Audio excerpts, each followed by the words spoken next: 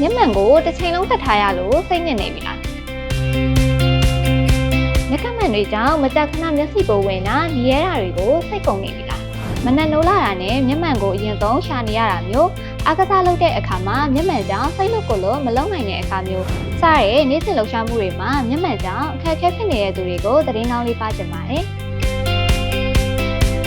အဲ့ဒါကတော့ iSet မှာမျက်စိပါဝါဖြောက်ဖို့၄စစ်အတွက်မဖြစ်မနေစစ်ဆေးရမယ် pre-screening တက်ကိုအော်တိုဘာလ1လလုံးအခမဲ့စစ်ဆေးပေးသွားမှာပဲဖြစ်ပါတယ်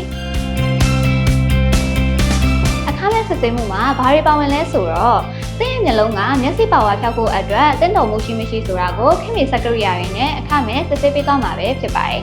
ဒါအပြင်သင်ရဲ့မျက်လုံးကဘယ်လိုနည်းလမ်းနဲ့ကုသလို့အဆင်ပြေနိုင်လဲဆိုတာကိုဆရာဝန်ကြီးတွေနဲ့ဓာတ်ရိုက်ဆွေးနွေးပြီးတော့အကြံဉာဏ်ရယူနိုင်ပါတယ်ရှင်